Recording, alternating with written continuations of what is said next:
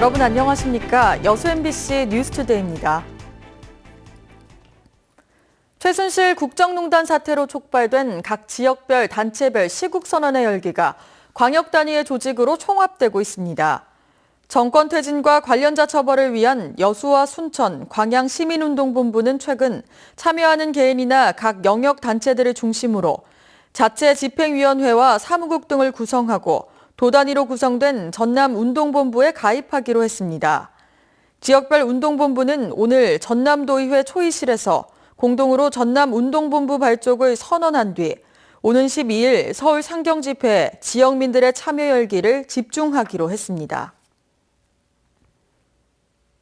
국립아시아문화전당이 정부로부터 홀대를 받았다는 지적이 제기되고 있습니다.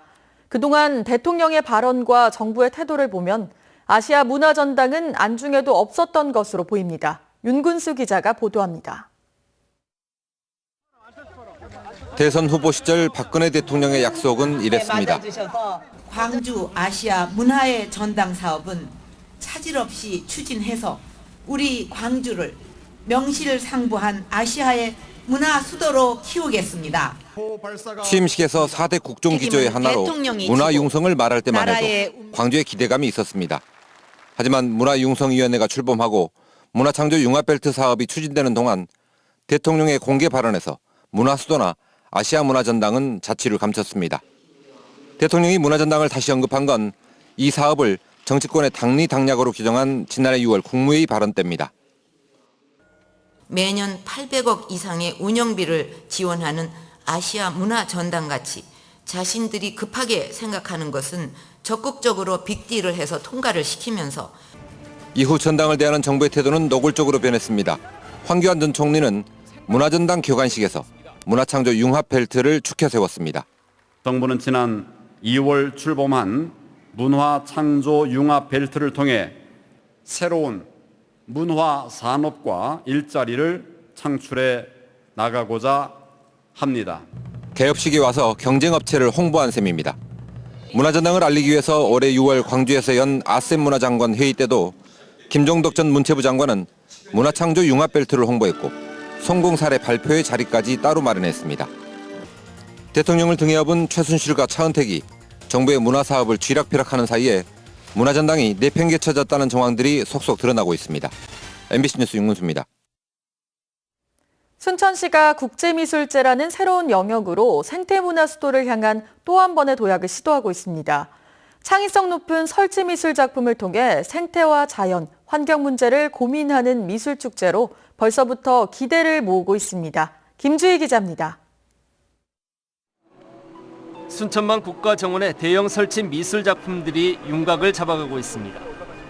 순천만 정원 내 습지에는 조은필 작가의 깃털이 작품 연출을 모두 마쳤고 세 가지 인간의 정체성을 표현한 최평권 작가의 돌아가는 길과 한국 건축의 본질이 자연과 더불어 숨쉬는 공간임을 의미하는 이승택 작가의 기와 입은 대지 등도 작품 연출 작업이 한창입니다.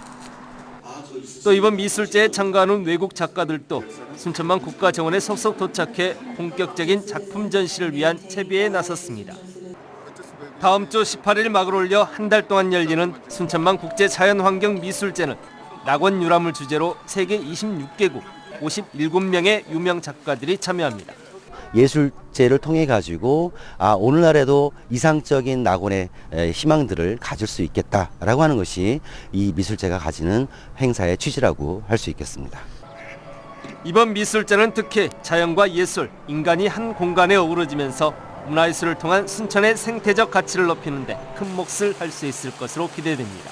음악과 미술, 이러한 예술들이 순천에 더욱 더 가미가 돼서 명실상부한 아시아 생태문화 중심 도시로 나아갈 수 있으리라고 생각이 됩니다. 국제교양학 축제에 이어 국제미술제라는 새로운 예술 영역을 통해 생태문화 도시를 향한 또 한 번의 도약을 시도하고 있는 순천시. 남도 문화허브로 새롭게 자리매김하기 위한 순천시의 전략이 이번 미술제에서 어느 정도의 성과로 이어질 수 있을지 주목됩니다. MBC 뉴스 김주희입니다. 광양 장도 전수교육관이 문화재청이 주관하는 2017년 전수교육관 활성화 사업에 선정됐습니다. 광양시에 따르면 장도교육관은 장도 장을 품다라는 주제와 장으로 다가가다 등의 세부 콘텐츠로 공모 사업을 신청해 국비 3,200만 원을 확보했습니다. 광양 장도교육관은 이 사업비를 활용해 내년 3월부터 연말까지 시민, 학생, 관광객 등을 대상으로 다양한 문화재 강의와 체험 행사를 진행할 예정입니다. 여수 지역 관광 리조트 업체들이 당초 시민들과 약속한 공익기부 약정을 제대로 지키지 않고 있습니다. 기부금으로 추진하려던 지역 공익사업에 차질이 우려되고 있습니다. 집중 취재 김종태 기자입니다. 지난 2014년 12월 운행을 시작한 여수해상 케이블카. 이 업체는 임시 운행 허가를 받고도 밀려드는 관광객들로 지난해 벌어들인 매출액만 290억 원에 이릅니다. 케이블카 업체는 당초 여수시와 맺은 약정대로 올해 1월까지 매출액의 3%인 8억 3천만 원을 공익기부금으로 내놨습니다. 하지만 지난 5월 전라남도로부터 사업 준공을 받은 이후 태도가 달라졌습니다. 올해 분기당 기탁해야 할 3차례의 기부금을 납부하지 않고 있는 겁니다. 여수시는 공익기부 조건으로 시유지를 주차장 부지로 무상 제공하고 교통 혼잡 해소에 도움을 줬는데도 이제 와서 기부 약속을 지키지 않는 것을 이해할 수 없다는 입장입니다. 시가 배려가 없었으면 지금 케이블카의 준공 승인도 떨어지지 않았을 건데 사업이 성공적으로 됐는데도 불구하고 지금 시민과 약속을 지키지 않는 것은 결국은 처음부터 다른 의도가 있지 않았나 그런 생각이 들어요. 골프장과 호텔을 운영 중인 시티파크 리조트도 공익사업 약속을 지키지 않기는 마찬가지입니다. 골프장 준공과 함께 100억 원대 유소 호텔을 건립해 시에 기부하겠다는 계획은 이미 백지화된 지 오래입니다. 뒤늦게 법원이 2014년부터 10년에 걸쳐 매년 1억 원씩 시에 변제하라고 결정했지만 이마저도 제대로 지키지 않고 있습니다. 올해 고작 1억 원 납부에 그쳤기 때문입니다. 시티파크는 기업의 이윤을 위해 지역특화 발전 특구로 지정 고시되는 특혜까지 있고서도 100억 원의 사회하는 약속은 물론 10억 원의 변제 결정까지 지키지 않는 것은 여수 시민을 우롱하고 기업의 신뢰성을 잃는 이해할 수 없는 처사라고 하겠습니다. 관광업체들이 시에 기탁하는 기부금은 야간 경관 사업과 관광시설 개선을 위한 공익적인 기금으로 활용됩니다. 이제라도 지역에서 벌어들인 기업 이윤을 약속대로 올바르게 사회에 환원해야 한다는 지역민들의 목소리가 커지고 있습니다. MBC 뉴스 김종태입니다. 여수 웅천지구에 추진 중인 이마트의 창고형 할인 매장과 관련해 지역 내 반발이 커지고 있습니다. 여수 시민협은 성명서에서 지역 내 대형 유통업체들의 사회공헌 비용은 매출액에 비해 턱없이 부족하고 지역 경제 활성화에도 영향을 미치지 못했다며 현지 법인화 등 조치가 필요하다고 지적했습니다. 시민협은 또 시와 시의회가 조례 제정을 통해 사회공헌 사업의 매출액을 3% 이상으로 늘려야 한다고 주장했습니다. 남학 복합 쇼핑몰 개점이 무언군의 대규모 점포 등록 수리로 속도를 내고 있습니다. 지역 중소상인들의 반발도 거세지고 있습니다. 보도에 문현철 기자입니다. 무안군이 남학 복합 쇼핑몰의 대규모 점포 등록을 수리했습니다. 서류 접수 15개월 만에 사실상 영업 허가를 내준 겁니다. 롯데쇼핑 측은 2차례 보완을 거쳐 여러 지역 협력 계획을 제시했습니다. 일자리 창출과 지역 특산물 직거래 장터 운영, 전통시장 환경 개선과 중소상인 교육, 또 불우의 돕기와 각종 행사 지원 등을 약속했습니다. 지역 상권에 미칠 파장과 피해를 감안하면 기대에는 크게 못 미친다는 지적입니다.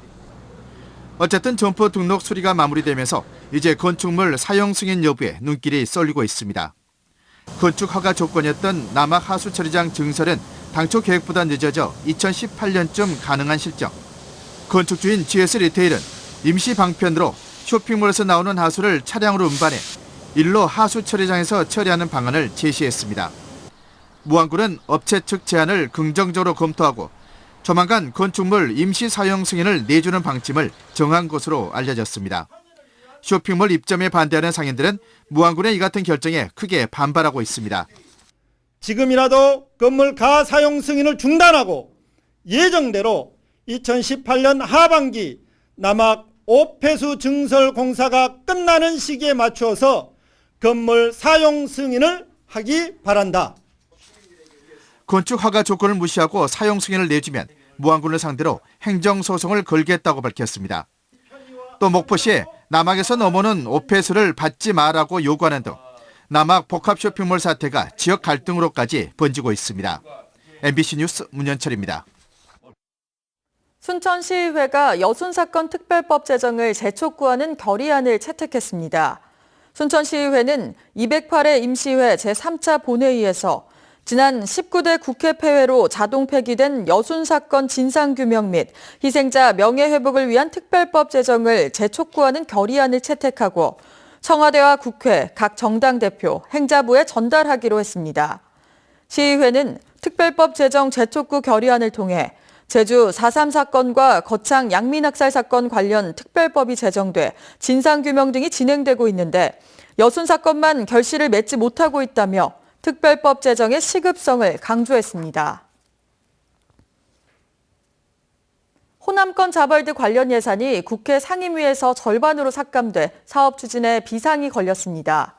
순천시는 국회 환경노동위원회가 내년도 정부 예산안을 심의하면서 호남권 직업체험센터 관련 국비 60억 원 가운데 50%를 삭감한 29억 원만 반영해 예결위로 넘겼다고 밝혔습니다. 순천시는 이에 따라 시장과 시의원들이 나서 국회 예결위를 상대로 호남권 자벌드의 적기 운영 필요성을 강조하고 있습니다.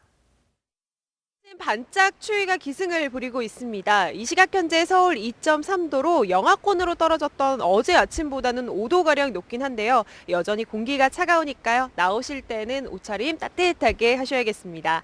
그래도 다행인 건요. 오늘 낮부터 차츰 기온이 오르기 시작해서요. 금요일인 내일은 평년 기온을 회복하면서 예년 이맘때 가을 날씨를 되찾겠습니다. 오후부터는 전국에 가을비도 내리겠는데요. 현재 제주도에는 이미 비가 내리고 있고요. 차츰 비구름이 더 들어오면서 서울 등 전국으로 확대되겠습니다. 내리는 양은 가을비답게 5에서 20mm 정도로 많지 않겠습니다. 다만 밤 사이에는 중부 내륙 지방에 돌풍과 벼락이 동반되기도 하겠고요. 강원 산간 지방을 중심으로는 눈이 내려 쌓이기도 하겠습니다. 이 시각 현재 기온 보시면요. 서울 2.3도, 대전 2.7도, 전주 4.7도, 대구 4.9도로 출근길 다소 추운데요. 한낮에는 서울 9도, 광주 10도, 창원 13도, 대구 12도 안팎까지 오르면서 추위가 차츰 풀리겠습니다. 다가오는 일요일에는 중북부 지역에 또 가을비가 내릴 전망입니다. 날씨였습니다.